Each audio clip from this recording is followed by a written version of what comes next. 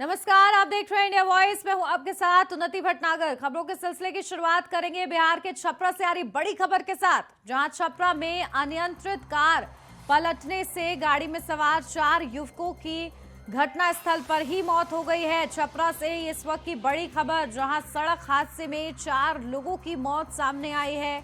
दर्दनाक ये सड़क हादसा हुआ है, जिसमें एक अनियंत्रित कार पलटने से बड़ा हादसा हो गया और 4 लोगों की जान चली गई है।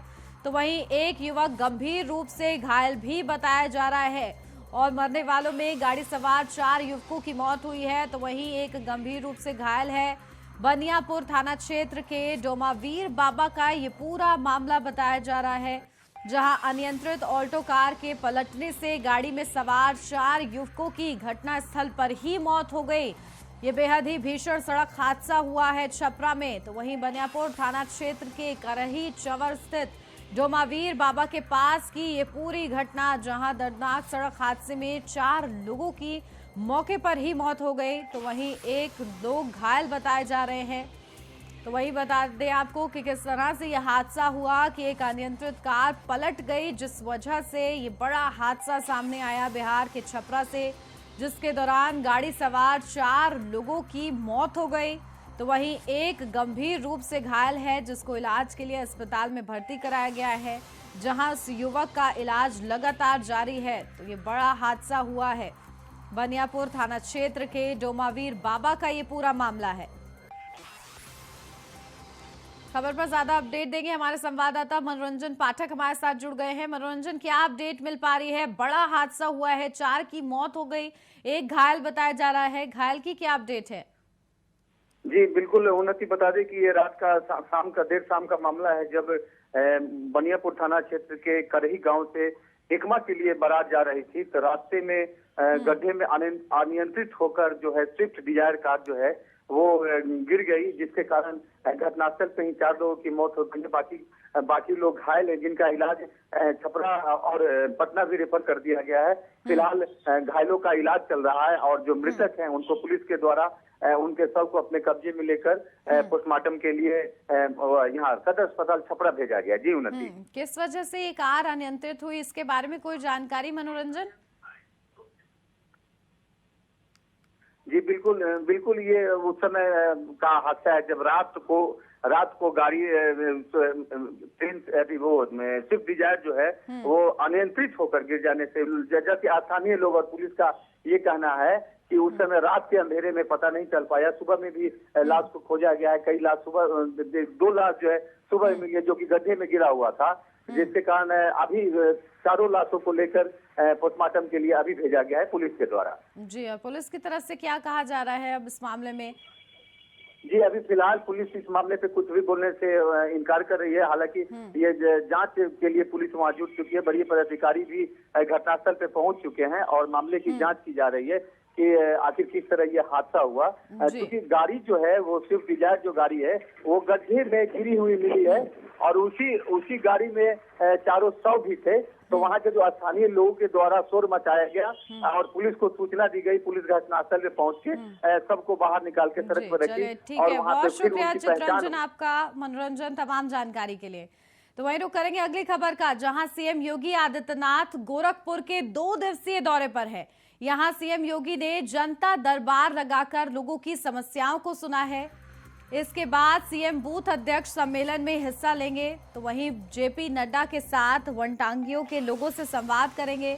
इसके अलावा वो बीजेपी कार्यकर्ता बलराम राजभर के घर भी जाएंगे। तो गोरखपुर के 2 दिवसीय दौरे पर हैं सीएम योगी आदित्यनाथ, जहां आगामी चुनाव से पहले लगातार ताबड़तोड़ दौरे उनके एक के बाद एक सामने आ रहे हैं और इसी के चलते गोरखपुर के 2 दिवसीय दौरे पर है अभी सीएम योगी आदित्यनाथ, जहां आज सीएम योगी जनता दरबार लगाएंगे और जनता की फरियाद को सुनेंगे, जनता की समस्याओं का सुनेंगे। साथ ही जनता की समस्याओं को सुन के जल्द निस्तारण के आदेश भी संबंधित अधिकारियों को मुख्यमंत्री की तरफ से दिए जाएंगे।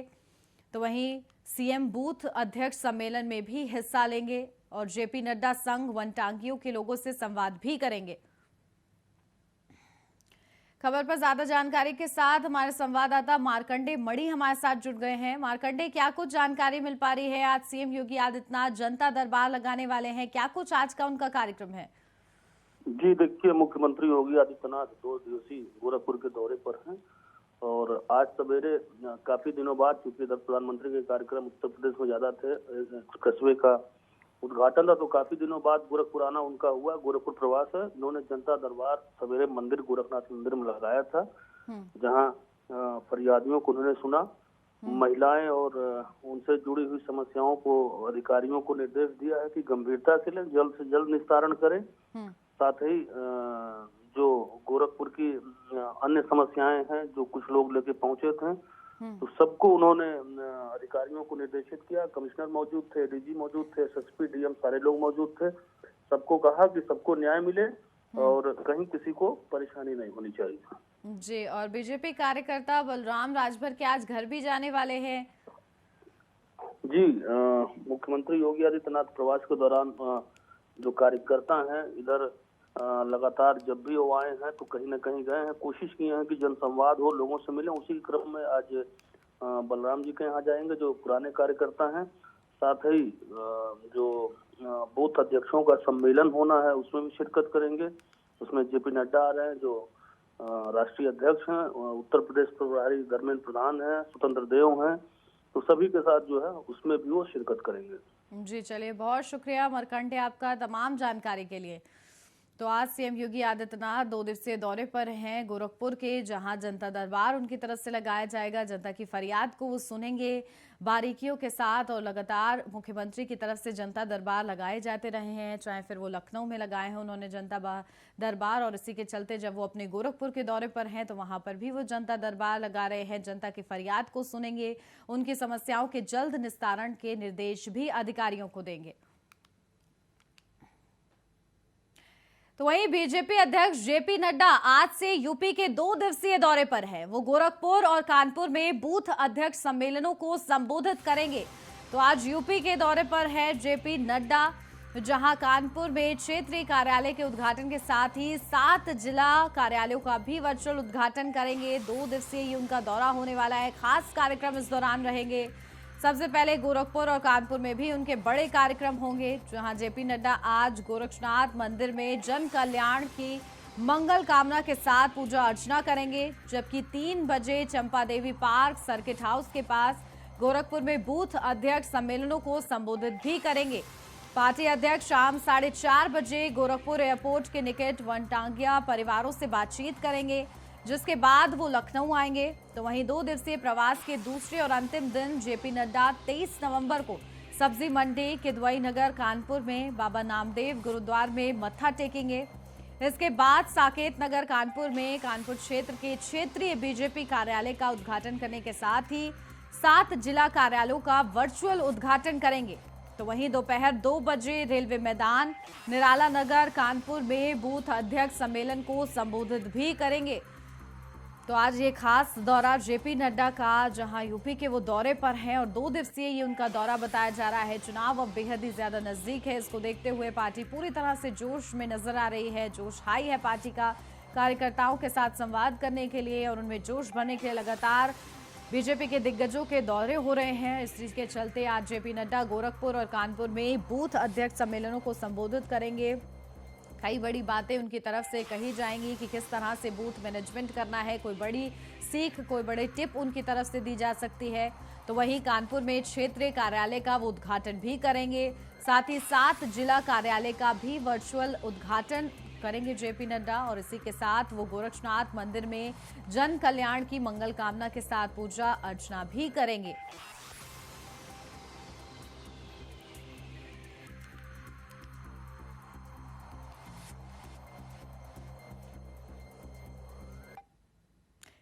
तो वहीं कृषि कानूनों की वापसी समेत कई मांगों को लेकर 1 साल से ज्यादा समय से आंदोलन कर रहे संयुक्त किसान मोर्चा की आज लखनऊ में महापंचायत है, जहां किसान आगे की रणनीति पर मंथन करेंगे। संयुक्त किसान मोर्चा ने ये महापंचायत रखी है, जिसमें बड़े किसान जो है मौजूद रहेंगे और आगे की रणनीति पर विचार किया जाएगा किसानों की तरफ से, जिसमें कई बड़े फैसले भी किसानों की तरफ से लिए जा सकते हैं। तो वहीं इस महापंचायत में संयुक्त किसान मोर्चा आगे की रणनीति के साथ ही किसान नेताओं का इस पर यह कहना है कि जब तक सरकार न्यूनतम समर्थन मूल्य यानी कि एमएसपी की गारंटी देने वाला कानून नहीं बनाती है और लखीमपुर खीरी हिंसा मामले में केंद्रीय गृह राज्य मंत्री अजय कुमार मिश्रा टेनी को बर्खास्त नहीं करते हैं, तब तक उनका आंदोलन जारी रहेगा।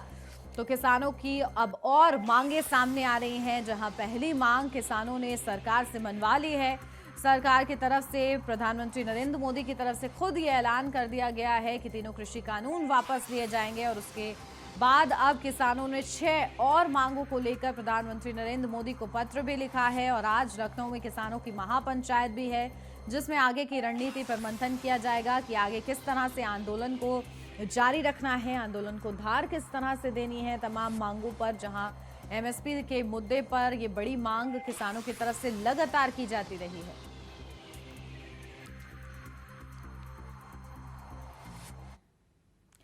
तो समाजवादी पार्टी के संस्थापक मुलायम सिंह यादव का आज जन्मदिन है और मुलायम सिंह के जन्मदिन के अवसर पर उनके भाई शिवपाल यादव आज सफाई के चंदगी राम स्टेडियम में दंगल करा रहे हैं, लेकिन अखिलेश इस दौरान लखनऊ में ही रहेंगे।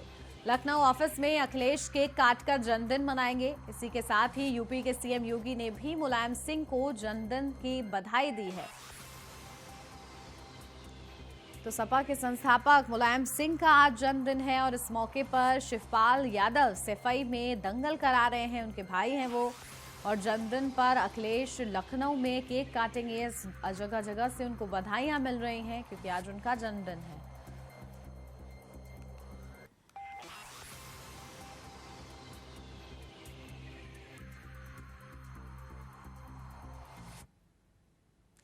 यहाँ रुक रहे एक छोटे से ब्रेक के लिए, जल्द हाजिर होंगे। आप देखते रहिए इंडिया वॉइस। ब्रेक के बाद स्वागत है आपका इंडिया वॉइस में। रुक करेंगे दुमका से अगली खबर का, जहां दुमका जिले में अवैध माइनिंग को लेकर जिला प्रशासन को बड़ी कार्रवाई शुरू की है। जिला प्रशासन ने, जहां जिले के शिकारीपाड़ा थाना क्षेत्र से लगातार अवैध कोयला और पत्थर खनन के मामले सामने आ रहे थे, जिसके बाद उपायुक्त रविशंकर शुक्ला के निर्देश पर जिला प्रशासन और वन विभाग ने संयुक्त रूप से बदलपाड़ा वन क्षेत्र में अवैध रूप से संचालित हो रहे कोयला खदानों को डोजरिंग कर बंद कराया गया। हालांकि प्रशासनिक कार्रवाई के दौरान कोयला माफिया दूर दूर तक नजर नहीं आए हैं। इस दौरान अनुमंडल पदाधिकारी एसडीपीओ नूर मुस्तफा अंसारी, शिकारीपाड़ा थाना प्रभारी और वन विभाग के साथ भारी संख्या में पुलिस बल मौजूद थे। वैसे क्षेत्र में माइनिंग के लिए यूपी और पश्चिम बंगाल की कंपनी को ठेका दिया गया था। तो दुमका में अवैध कोयला खनन के खिलाफ कार्रवाई हो रही है, लगातार जारी है, जहां अवैध कोयला खदानों को डोजरिंग कर बंद कराया गया है। यूपी और पश्चिम बंगाल की कंपनियों को अब ठेका दे दिया गया है।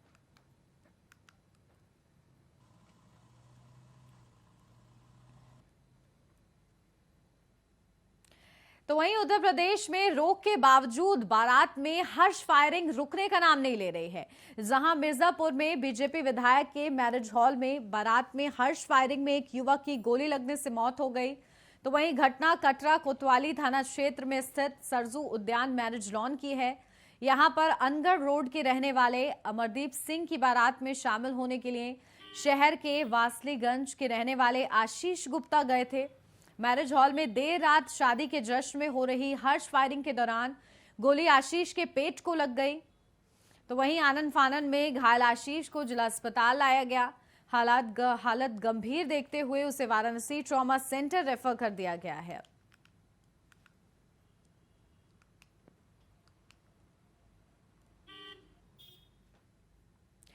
तो वहीं ग्रेटर नोएडा के बादलपुर थाना क्षेत्र के छपरौला गांव में चल रही दवाई की नकली फैक्ट्री पर थाना बदलापुर पुलिस और औषधि विभाग की छापेमारी सामने आई, जहां मौके से भारी मात्रा में नकली स्टेरॉयड दवाई बनाकर बॉडी बिल्डिंग में इस्तेमाल होने वाले नकली इंजेक्शन, भारी मात्रा में बने और अधबने इंजेक्शन बनाने के उपकरण भी बरामद किए गए हैं। साथ ही 3 लोगों को गिरफ्तार किया गया, 2 सप्लायर फरार हो गए हैं। तो वहीं पकड़े गए आरोपी हरियाणा के सप्लायर को नकली दवाइयों की सप्लाई करते थे। घर में नकली इंजेक्शन बनाने की फैक्ट्री चल रही थी और पुलिस के आला अधिकारियों को कहना है कि पकड़ा गया आरोपी इतना शातिर है कि वह हरियाणा और मुंबई से पहले एस्ट्रॉयड बनाने के लिए रॉ मटेरियल मंगाया करता था और आरोपियों से लगभग 2 करोड़ रुपए से ज्यादा का माल जब्त किया गया है। साथ ही कई अलग अलग ब्रांड के रैपर भी पुलिस को बरामद हुए हैं। तो कहीं ना कहीं ये बड़ी सफलता पुलिस के लिए है, जहां दवाई की इस नकली फैक्ट्री का पुलिस ने पर्दाफाश किया है। साथ ही 3 लोगों की गिरफ्तारी भी हुई है और करीब 2 करोड़ से ज्यादा का माल पुलिस ने बरामद किया है। अवैध स्टीरॉयड और सप्लीमेंट बनाने वाले कंपनी के बारे में सूचना आई थी। इसमें बादलपुर पुलिस ने तुरंत ड्रग डिपार्टमेंट के संयुक्त में एक जॉइंट टीम बनाकर रेड की गई थी। रेड के दौरान पता चला है कि वहाँ 3 लोग अवैध तरीके से जैसा ये बॉडी बिल्डिंग में यूज़ होता है ग्रोथ हार्मोन, अन्य स्टीरॉइड्स, टेस्टोस्टेरोन वगैरह का, ये लोग अवैध तरीके से बना के एक रेवाड़ी जिले में 2 लोग का सप्लीमेंट करते हैं। वहाँ से ये रॉ मटेरियल भी वैसे लेते हैं, ऐसे फिनिश कराकर फिर पैकिंग बनाकर उन्हीं को वापस करते हैं। इस तीनों लोग को हम लोग गिरफ्तारी करके जेल भेज रहे हैं।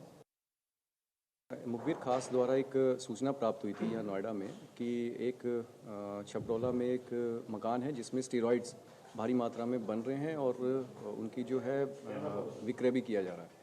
तो उसी की सूचना पे जब हमने अपने उच्चाधिकारियों से बात की तो उनके द्वारा एक टीम बनाई गई, जो मेरठ मंडल में जो ड्रग इंस्पेक्टर्स हैं उनके साथ हम लोगों ने पुलिस बादलपुर से मदद मांगी और उनके साथ संयुक्त रूप में हमने उस जो मकान है उस पर रेड की।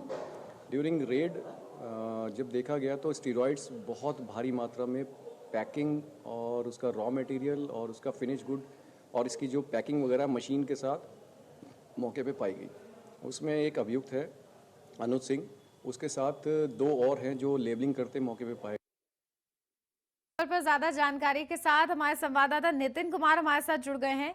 नितिन, क्या अपडेट मिल पा रही है? ये बड़ी सफलता हाथ लगी है पुलिस के, जहां 3 की गिरफ्तारी भी हुई है, और क्या कुछ खुलासे हुए हैं इस गिरफ्तारी के बाद?